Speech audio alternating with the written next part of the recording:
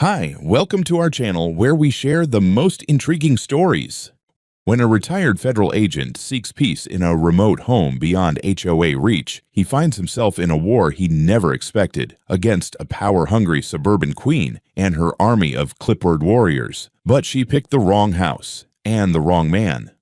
When I bought the place, I thought I was finally out of the system, out of the noise, out of the bureaucratic hell I used to swim in every day like it was my job.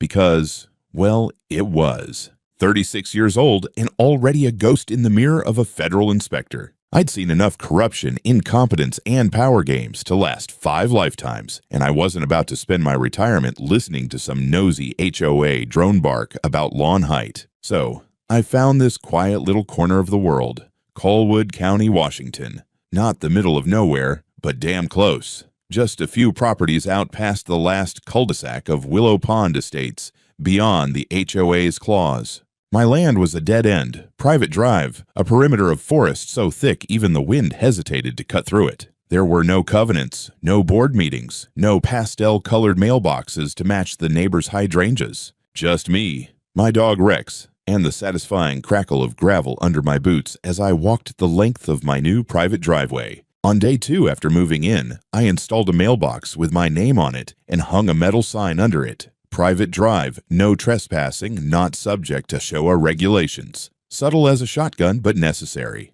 The only way to deal with bullies was to let them know from the jump that you weren't going to flinch. I'd just finished mounting the plate when I saw her, power walking up my drive like she owned it. Mid-50s business casual blazer that practically screamed, "I file noise complaints for sport," clutching a plastic binder like it held divine authority. Her lips were pinched tighter than the lid on a rusted pickle jar. "You must be the new resident," she said, not offering a handshake. Her voice had that brittle, passive-aggressive tone people develop after years of fake smiling through HOA meetings.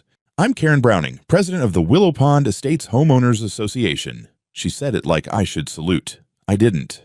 "Nice to meet you," I said flatly. "I'm Aiden. This property isn't part of your association." She blinked. Not the polite kind of blink, the glitch in the Matrix kind. "Excuse me." I pointed at the sign. "Private parcel, no HOA."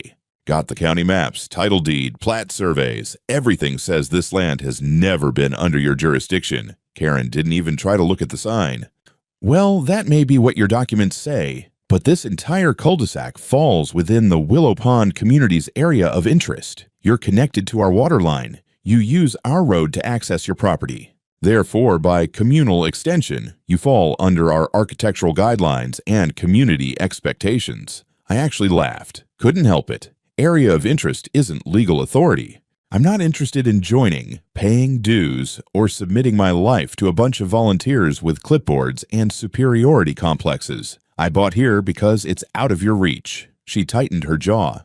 "We didn't approve your home's facade, you know, and there's a strict 2-dog maximum." "I have one," I said, gesturing toward Rex, who was sniffing her tires like they owed him rent. "Well, then your trailer," she snapped, spotting my hunting rig parked near the edge of the tree line. "It's an eyesore. It's licensed, registered, and on my property." Karen's binder came open, like she was about to serve me a damn summons, but I cut her off. "Let me save you the ink. I'm not going anywhere. You have no jurisdiction here. So unless you're selling Girl Scout cookies or asking for directions, you can turn around and walk your area of interest right back up that road." She stared at me for a beat, like she wasn't used to people saying no. Like reality was a toy she could bend until it squeaked. Then she smiled, but it wasn't a real smile. It was the kind of smile that says, "You're on my list now, friend." "You'll be hearing from the community board," she said sweetly, before spinning on her heel and storming off like she had her own wind machine. I watched her go, already guessing how this would play out. People like Karen didn't go down quietly. They didn't like fences they couldn't climb or rules they couldn't write. But this was my land, my home, and I hadn't survived Washington, D.C. politics just to be bullied by a suburban dictator with a printer. Still, I wasn't stupid.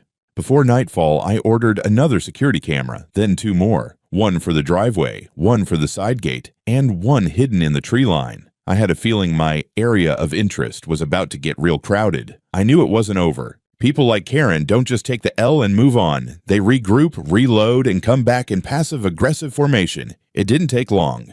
3 days after our delightful introduction, I found a neatly folded envelope stuck in my gate latch. No stamp, no return address, just resident typed in bold font like it was a summons from the Vatican. Inside, a violation notice from the Willow Pond Estates HOA. No legal seal, no county markings, just the same HOA logo printed in Comic Sans at the top and an itemized list of offenses. Unapproved facade color. Non-conforming trailer structure, excess canine presence, my favorite, incompatible mailbox aesthetic.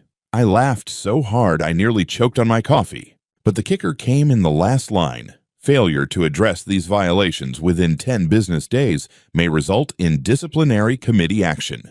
Disciplinary committee. What was that? A tribunal of retired real estate agents. I scanned the paper and emailed it to my lawyer, a guy named Marcus out of Spokane who'd handled my purchase. He replied 15 minutes later, "Complete nonsense. You're not under HOA governance. Keep documenting everything." That night, I set up another camera facing the road, just in case. The next morning, a woman in yoga pants and a golden retriever stopped right in front of my driveway, squinting at the sign I'd posted, the one that clearly said, "Private." She pulled out her phone and started filming my house like I'd set up a meth lab. Later that day, 2 more letters arrived, this time identical notices taped to my garbage bins and stapled to my mailbox post. One read, "Your presence has not been approved." Another had the gall to say, "Pending community action, violation logged." The stapling was what got me. She'd driven onto my property line. That's when I knew. This wasn't just a power trip. This was a siege. That night, I reviewed the camera footage. Caught her, Karen herself, just before dawn, dressed like a discount spy in black sneakers and a hoodie. She parked at the end of the cul-de-sac, jogged to my mailbox like she was on a timed mission, and plastered her garbage-grade citations with zip-tie precision. Then she sprinted back like she'd just defused a bomb. I emailed Marcus again with screenshots. "This is harassment," I told him. He agreed, said to keep collecting evidence and log everything. I did. The next afternoon, I found my driveway partially blocked with construction debris, broken fence slats, a cracked toilet seat, what looked like half a swing set, just dumped like a low-effort threat. I moved it myself, but not before photographing everything from 5 angles. Rex sniffed at it like it had been marinated in HOA desperation, and then, like clockwork, Karen appeared again, this time at a safe distance, standing near the cul-de-sac in a tennis skirt and sunglasses, chatting with another couple, while blatantly pointing at my home. She held a clipboard. I could hear phrases like non-conforming structure and visual disruption to the neighborhood flow. Visual disruption. My house was half a mile from theirs and surrounded by trees. I walked to the end of the drive, leaned on the fence, and gave her my best dead-eyed stare. She smiled and waved like we were old friends. "Hi, Aiden, just doing a routine community review," she chirped. "Try that line on someone who gives a damn," I muttered, loud enough for her friends to hear. She turned back to them with a giggle and whispered something behind her hand. That was the moment I knew she'd started the whisper campaign. The next day, a neighbor I hadn't even met, an older guy in a golf cart, drove up, parked at the edge of my drive, and asked if I intended to comply with community expectations. I asked him which expectations he was talking about, and he mumbled something about trailer codes and drove off. By the end of that week, I'd been falsely accused of architectural violations, harassed with fake citations, had garbage dumped in my driveway, filmed by at least 3 different HOA zombies, and treated like I was a squatter in my own home. So I added more cameras, floodlights, motion sensors, put "Do Not Enter" private property signs on both trees at the drive entrance. Rex got a new collar with GPS and a tag that read, "Not a violation." Still, I wasn't going to cower. I knew my rights. I had the plat map framed in my office. My land was never part of Willow Pond. The records were public, dated, and notarized. But this wasn't about documents. This was about Karen not being able to tolerate someone outside her sandbox. My presence was like a splinter under her HOA manicured nails, and she wasn't going to stop until she dug me out. What she didn't know was that I'd been through worse. A hell of a lot worse. She could file fake forms and flash her toothy fake smile all she wanted, but I dealt with cartel fronts and internal corruption back in my agency days. HOA intimidation wasn't going to break me, but it would escalate.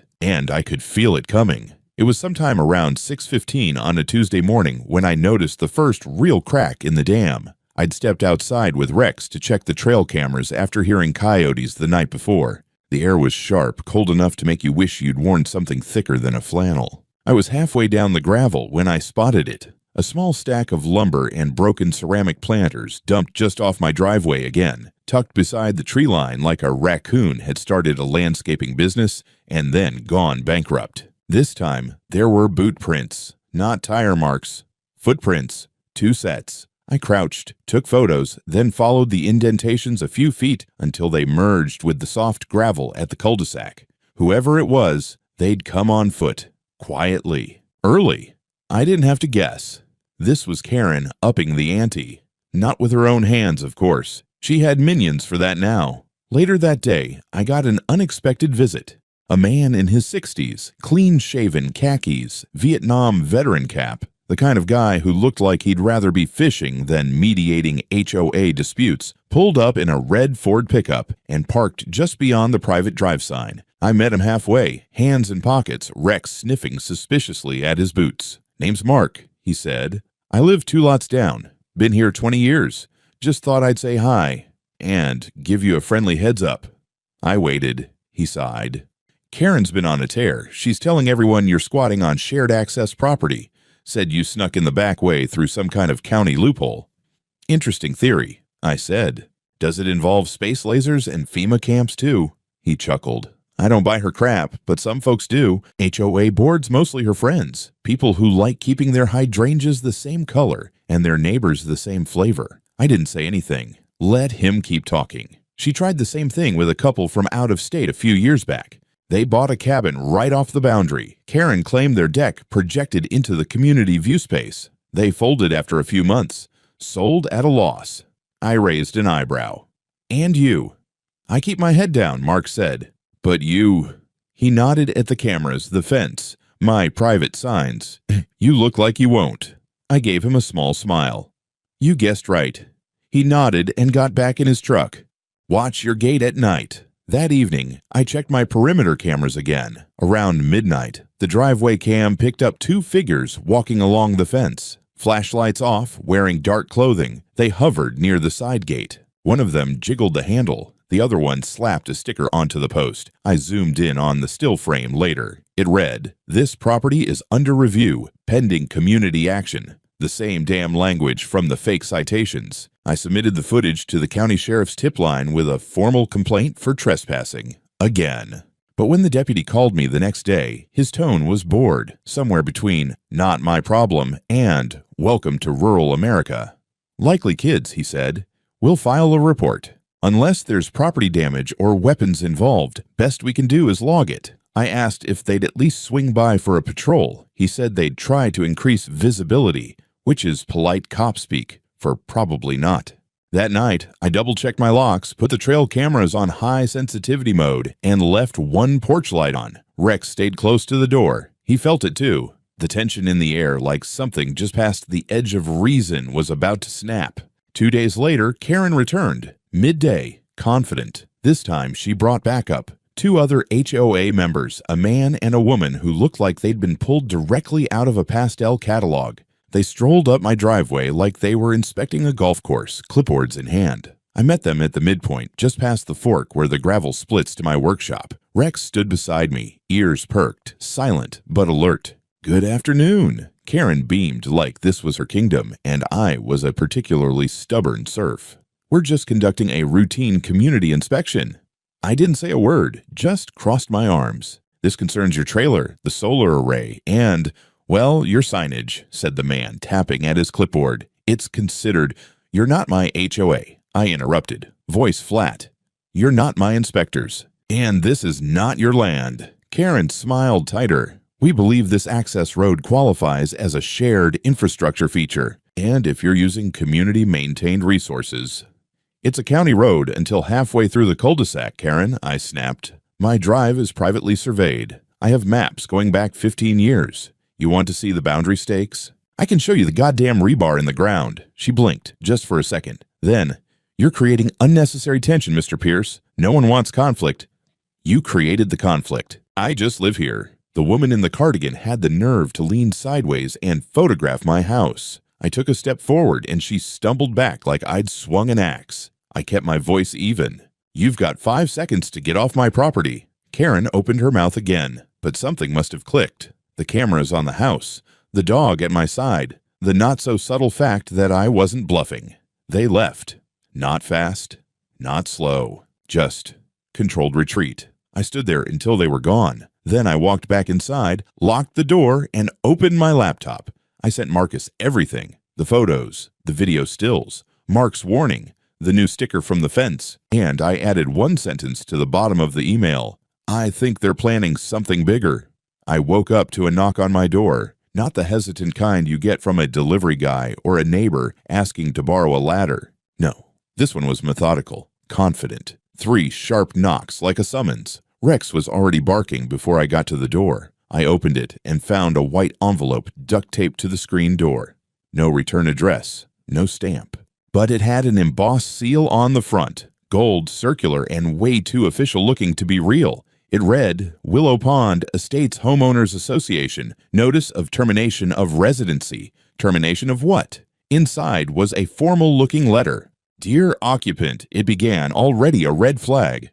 Due to multiple unresolved violations of HOA code and failure to comply with community guidelines regarding external structure conformity, unauthorized animal presence, and use of non-HOA compliant access routes, you are hereby required to vacate the premises within 72 hours. Failure to comply will result in legal escalation. The signature was typed HOA Enforcement Council Legal Affairs Division, which, for the record, is not a real thing. I turned the page. Attached was a second letter, this time from a law firm. Or it looked like it. Hudson, Reeve and Galley, LLP, Residential Compliance Council. It made reference to an active complaint filed against me for fraudulent occupancy of restricted property and warned that failure to leave would result in civil and injunctive actions with potential criminal referrals. Except the logo was pixelated. The address listed didn't match any registered firm in the state. And the formatting, sloppy,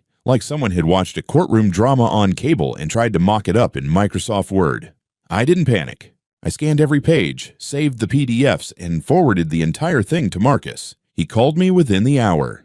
Fake, he said flatly. The law firm doesn't exist. The HOA can't evict you. They have zero legal authority over your parcel. This is attempted intimidation. At best, a scam. At worst, fraud. I felt the edge of my jaw tighten. Think I should go to the sheriff. You should definitely file a report, Marcus said, but also start a paper trail. Don't just document, escalate. The moment they set foot on your property again, it becomes a criminal matter. I thanked him, hung up, and called the county cadastral office. A woman named Dana, friendly, competent, pulled up the property survey while I was on the line. Your lot is outside of the Willow Pond subdivision boundary by 234 feet, she said. Never been under HOA jurisdiction. There's no recorded easement, no restrictive covenant. You're clean. She emailed me the official parcel history within 5 minutes. I had proof, concrete, irrefutable, government-stamped proof. That night, I filed a complaint with the sheriff's department for attempted fraud and harassment. I attached the fake letters, the footage of previous trespasses, and the HOA's nonsense citations. They said they'd open an inquiry. That same evening, I found a new flyer stapled to the utility pole at the edge of the cul-de-sac. It was written like a political ad, but had no name or signature. The headline read, Community in Danger, Rogue Resident Defies HOA Authority. There was a grainy photo of me walking my dog taken from behind. Below it, his refusal to comply endangers property values and the harmony of our neighborhood. If he won't leave, the HOA will act. It ended with some Orwellian garbage like, community first, order always. The next day, my neighbor Mark texted me, You seen the Facebook group? I hadn't. I didn't even use Facebook.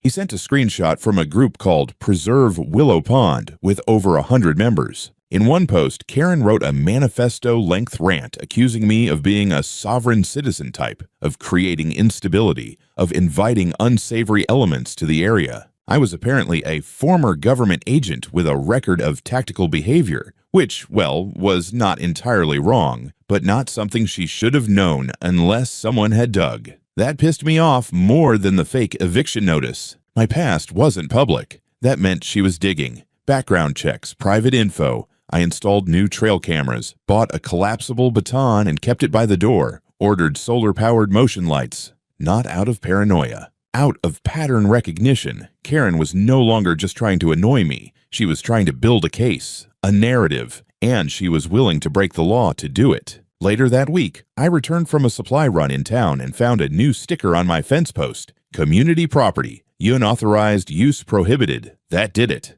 I filed a second report. This time, I demanded to speak to the deputy in person. When I met with her, Deputy Ramos, mid-30s, sharp-eyed, she actually listened, watched the footage, took the letters, scanned the stickers. She nodded slowly. "You're being targeted," she said. "What you're describing is organized harassment. And if they're using fake legal documents, that's felony territory." I told her what Marcus had said, that we were prepping a civil suit, that I wasn't backing down.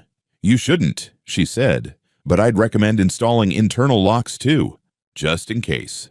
I did. That night. And when I closed the door behind me, I realized something had shifted. They weren't just trying to scare me anymore. They were preparing to remove me, and they were about to make a very, very stupid mistake. I was gone for 4 hours. Just 4. I'd driven into town for building supplies, lumber, insulation foam, a few tools I needed to reinforce the side gate. It was supposed to be a quick trip. I grabbed a sandwich at a gas station on the way back, checked my phone once, and cruised down the familiar winding road that led to my property. Gravel spitting under the tires, forest canopy stretching above like a rib cage. Except something felt off the second I turned onto the cul-de-sac. There was a white SUV idling near the entrance to my driveway. 2 men in reflective vests stood nearby, arms crossed, radios clipped to their belts like they were guarding a nuclear facility. A third man was up by my house, standing directly on my front porch. And then I saw it. My private property, no trespassing sign was gone. In its place, nailed crudely to the gatepost, was a brand new sign. Community property, no unauthorized access. Under it, the HOA logo. Faux official, bold red letters. I hit the brakes so hard my toolboxes rattled in the bed. Rex barked from the passenger seat like he could smell the tension. I stepped out slowly, phone already in my hand, recording. "Excuse me," I said, raising my voice. "You want to explain what the hell is going on here?" The 2 men by the SUV turned in unison. Identical vests. Identical expressions. The rented kind of authority you find in mall cops and failed security guards. One of them stepped forward, hand on his radio, like he was expecting backup. "Sir, this is now controlled by Willow Pond Estates," he said. "You are trespassing." I blinked. "You're standing on my land." Karen appeared from the side of the house. Of course, she was wearing a navy blue blazer, slacks, and sunglasses, like she was ready for a press conference. "You've been given ample warning, Aiden," she said, calm as a cult leader. "The board reviewed your case and determined your residence constitutes an unauthorized structure. This home is now under administrative reassignment." I actually laughed. "What the hell does that even mean?" "It means you no longer have standing," she replied. "We've posted community access notices, changed the locks, and will be installing compliance signage shortly." I looked past her. The front door, my door, now had a brand new deadbolt. A sticker slapped across the glass read, "Sealed, pending board hearing." I felt heat rise up my neck. "You broke into my house." "It's not your house," she said sharply. "You occupy land within our sphere of jurisdiction. Your failure to acknowledge HOA oversight left us no choice but to act under emergency community code authority." "None of those words mean anything," I snapped. "This is trespassing. It's breaking and entering. It's a felony." One of the goons stepped forward. "Sir, I'm going to ask you to leave the premises." I raised my phone higher. "You so much as touch me, and you're on camera assaulting a federal retiree on private land. Do you have any idea what kind of lawsuit that triggers?" The guy hesitated. Karen, on the other hand, stood her ground. "You've made this difficult for everyone, Aiden," she said. "We tried diplomacy. Now we're invoking protective measures. We won't allow this community to be destabilized by rogue actors." I stared at her, stunned. She believed this. All of it. The fantasy, the authority, the right to walk into another person's home and claim it like she'd been crowned queen of cul-de-sacs. I took 2 steps forward. One of the guards moved to intercept, hand out, stiff arm, and shoved me in the chest. Not hard, but hard enough to cross a line. Rex growled, low and savage, baring his teeth. I didn't raise my voice, didn't make a move. I just stared the guy down and said, "You just committed assault." Then I tapped my screen. And it's on camera. Karen signaled to the men like she was commanding soldiers. "Hold your position. He's baiting you."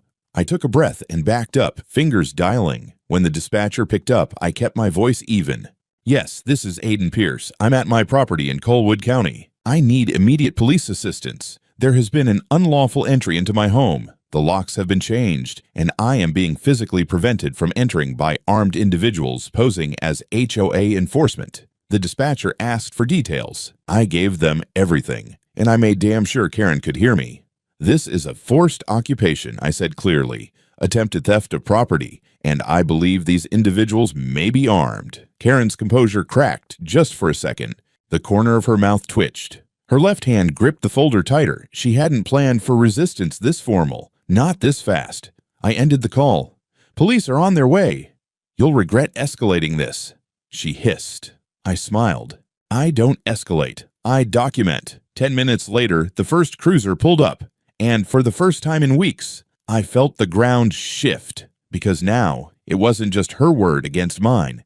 It was going on record, and someone was finally going to listen. The first patrol car stopped just outside the cul-de-sac. I watched it through the viewfinder of my driveway camera, a black and white cruiser, lights on, but no sirens, 2 officers inside. A few seconds later, a second vehicle pulled up. Unmarked SUV, but I could tell by the posture of the guy who stepped out. Sheriff's deputy, probably mid-level rank. Not a rookie. I stayed where I was, just off the gravel, camera rolling, phone in hand, Rex leashed at my side. The guards at my house backed off slightly, suddenly unsure where their authority ended now that actual law enforcement had shown up. Karen stood rigid, hands folded in front of her like she was about to receive an award for most delusional suburban tyrant. One of the officers, Deputy Ramos, the same woman I'd spoken to last week, approached me first. "Mr. Pierce," she nodded. "You okay?" "For now," I said. They changed my locks, put up fake signage, physically blocked me from entering my own house. Ramos turned to the unmarked SUV. The higher-ranking deputy came forward. "Sergeant Lanier," he introduced himself, professional but direct. "We're going to need to hear both sides. You mind stepping over here?" "Not at all," I said, "but let me make one thing clear before we start. Everything's been documented. Video, audio, time-stamped. I have plat maps, deed history, certified documents from the cadastral office, legal correspondence, and evidence of fraudulent letters." Karen interjected from behind them. "Officers, this individual is occupying a structure that violates our community's regulations. We've issued proper warnings, followed protocol." Lanier turned. "Ma'am, are you a licensed law enforcement agent?" She blinked. "I'm the elected president of the Willow Pond HOA. "That's not what I asked," he said, tone flat. "No," she said. "But we have an enforcement council, and according to Section B7 of our bylaws..." "Ma'am," he cut her off, "you are currently standing on private property. That means those bylaws don't apply unless there's a signed covenant or legally binding contract stating otherwise. Do you have such a document?" Karen faltered. "We have implied authority through community infrastructure use and..."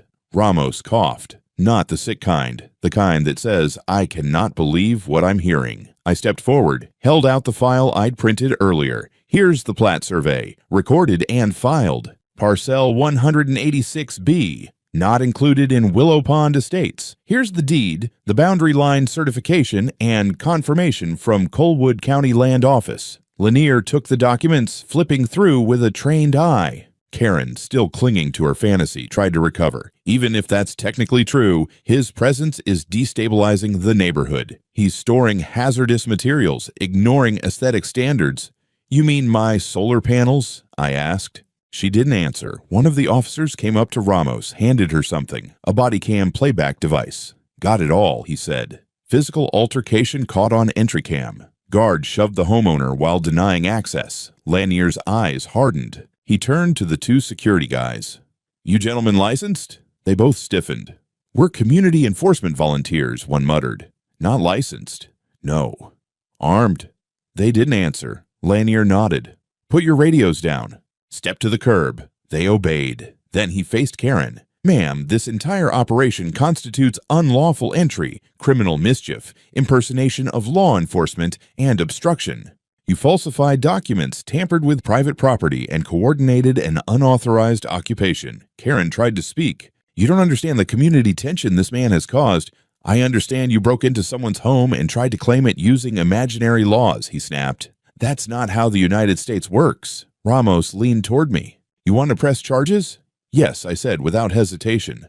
On all of them. Karen's mask cracked then. Not slowly. All at once. The smugness, the composure, the rehearsed speeches collapsed into sheer, spluttering disbelief. You can't arrest me. I'm protecting the community. You're under arrest for felony trespass, document forgery, criminal conspiracy, and obstruction of justice, Lanier replied as he motioned for the cuffs. Ramos cuffed her while Karen shouted phrases like, "You're making a mistake, and he doesn't belong here, and this is harassment." I stood still, watching as she was loaded into the cruiser, eyes darting like she was still searching for someone to take her side. But nobody did. The two guards were also detained, cuffed quietly, less dramatic, but no less satisfying. The cruiser doors shut with a heavy finality that echoed through the pines. Lanier handed me a business card. We'll need you to come down to give a formal statement. And, he nodded toward the house, we'll get a locksmith out here ASAP. That locks evidence now.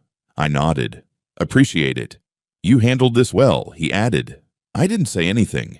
Just looked out over the gravel road, the last sunlight of the day catching the tops of the trees. Rex sat beside me, tail wagging slowly, sensing the tension break. They came for my home, and I stood my ground. The house felt different the next morning. Not quieter. It had always been quiet, but freer. Like someone had lifted a lead blanket off the roof and let the air flow properly again. The locks had been changed overnight by a county locksmith. The old hardware was sealed in an evidence bag and tagged with a case number. I'd watched it happen. It felt like reclaiming something that never should have been taken. Rex, sensing the tension had broken, finally slept soundly by the fireplace. I didn't. Not yet, because the fight wasn't over. Not until every lie was dragged into the light, dissected, and nailed to the wall with a court seal. Marcus and I spent the next week building the case. He was in rare form, tracking every name from those forged HOA letters, cross-referencing signatures, locating shell P.O. boxes and fake firms. He found out Hudson, Reeve, and Galley didn't exist in any legal database. The domain name had been registered 2 weeks prior, using a prepaid account and a fake address in Oregon.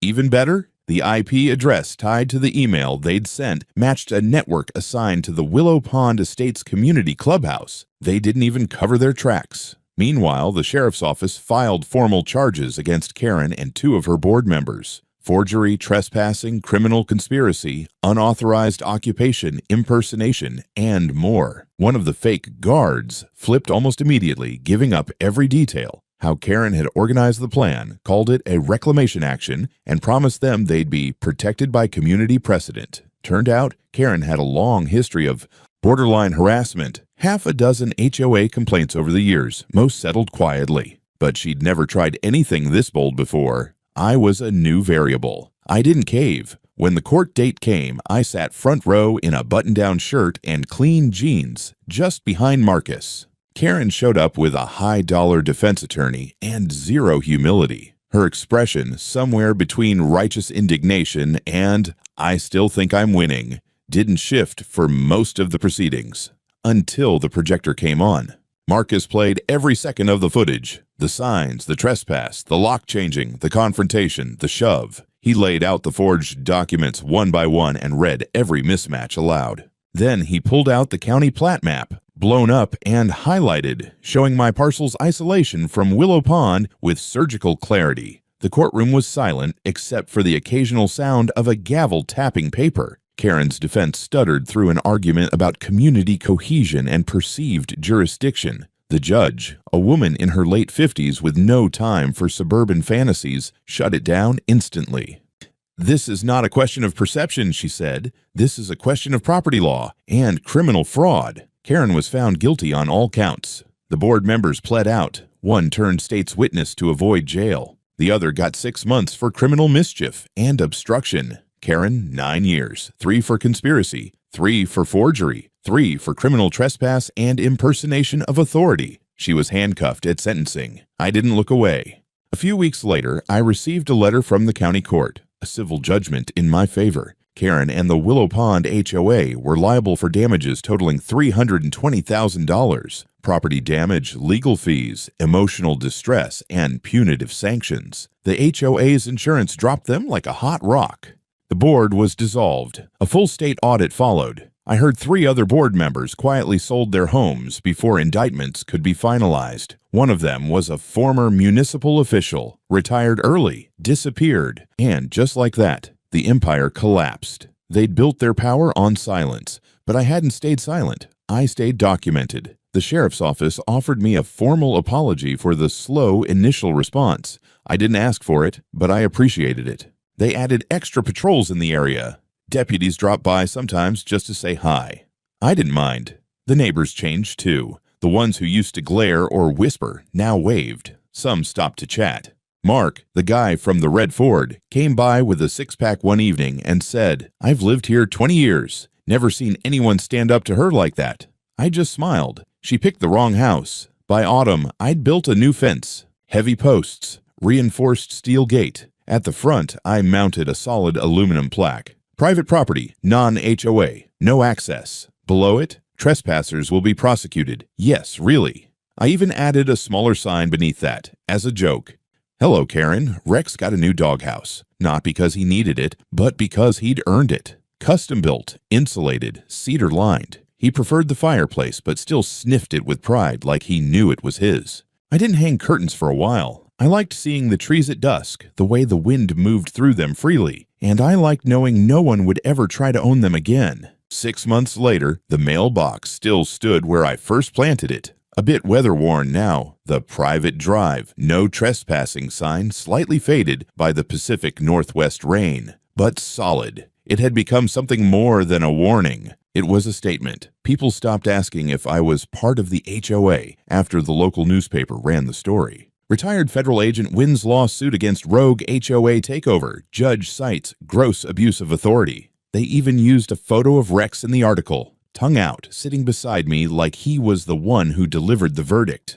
Karen was still in county lockup last I heard. Her attorney filed an appeal, of course. Denied. Twice. There wasn't much wiggle room when your crimes are captured in 1080p from 5 angles with timestamps, body cams, and notarized maps stapled to every filing. Willow Pond Estates, what was left of it, dissolved their board entirely. A few homeowners tried to revive it under a new name, Willow Unity Council or some cult-sounding nonsense, but nobody wanted to touch it with a 10-foot pole. The audit scorched everything. Ghost payments, misuse of community funds, unrecorded compliance patrols. Karen had been keeping files on residents like she was running her own HOA CIA. One of the old board members, Diane, I think, tried to apologize in a shaky email. "We didn't know it would go that far," she wrote. "She told us you were dangerous."